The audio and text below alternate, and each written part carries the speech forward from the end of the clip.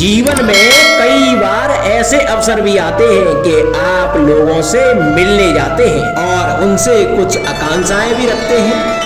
और कई बार जीवन में ऐसे अवसर भी आते हैं कि लोग आपसे मिलने आते हैं। इसलिए अतिथियों का सम्मान करने से पूर्व सदा कुछ बातों को स्मरण रखना आवश्यक होता है। यदि कोई आपसे मिलने आ सकता है तो उसके 3 कारण हो सकते हैं। पहला कारण होता है भाव, दूसरा अभाव और तीसरा प्रभाव। तो जैसा अतिथि उसको वैसा ही सम्मान दें। यदि आपके पास कोई भाव से आया तो उसे केवल आपका प्रेम चाहिए, आपका सानिध्य चाहिए।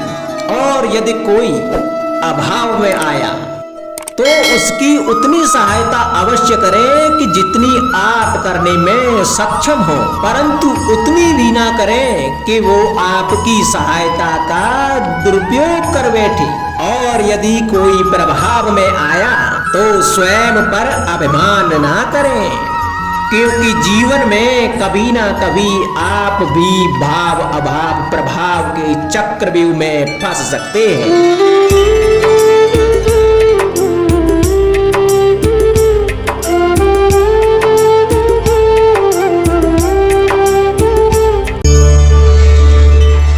कभी आप ब्रह्म मुहूर्त में जगे हैं?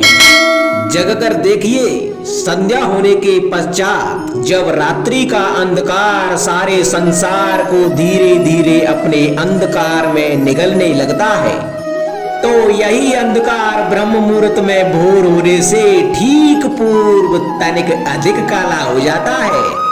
कुछ समझे, हमारा जीवन भी कुछ ऐसा ही होता है। जब हमारे जीवन की समस्याएं कठिनाई अपने अंत पर होती हैं तो यही समस्याएं कठिनाई एक भीषण रूप लेकर हमारे समक्ष खड़ी हो जाती हैं। और ऐसी परिस्थितियों में अधिकतर लोग हार मान जाते हैं, भय खा जाते हैं। परंतु ऐसी स्थिति में आप हार ना माने, भय ना खाएं, दृढ़ रहें, निरंतर आगे बढ़ते रहें।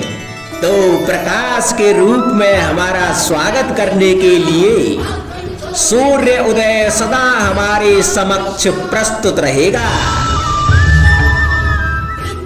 आपने बरगद के वृक्ष को देखा है? जितना विशाल उतना दृढ़। पतझड़ में वो सूख जाते हैं परंतु दुर्बल नहीं होते, टूट कर गिरते नहीं। और उसके विपरीत दलदल में उपजे वृक्षों को देखें, वो दिखने में तो हरे भरे होते हैं परंतु इतने दुर्बल होते हैं कि जल धारा के हल्के से वेग से वो गिर जाते हैं। परंतु ऐसा क्यों होता है? इसका कारण है जड़ें। जिसकी जड़ें दृढ़ भूमि में है वो हर चक्रवात, हर अफवाह को सह लेता है। जो दलदल में है वो स्वयं की जड़ों को दुर्बल बना लेता है। कुछ ऐसा ही मनुष्य भी होता है जो अधर्म, कुकर्म, असत्य की धरा पर उपजा है।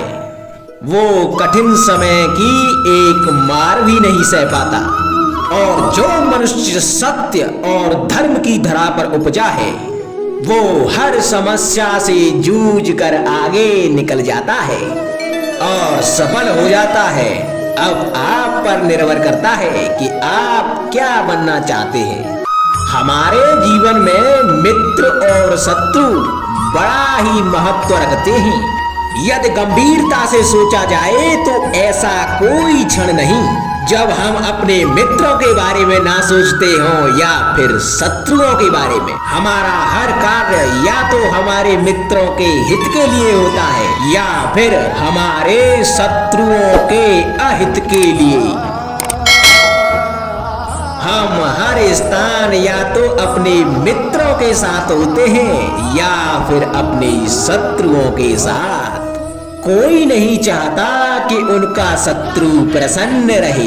संसार में हर कोई अपने शत्रु को नष्ट कर देना चाहता है।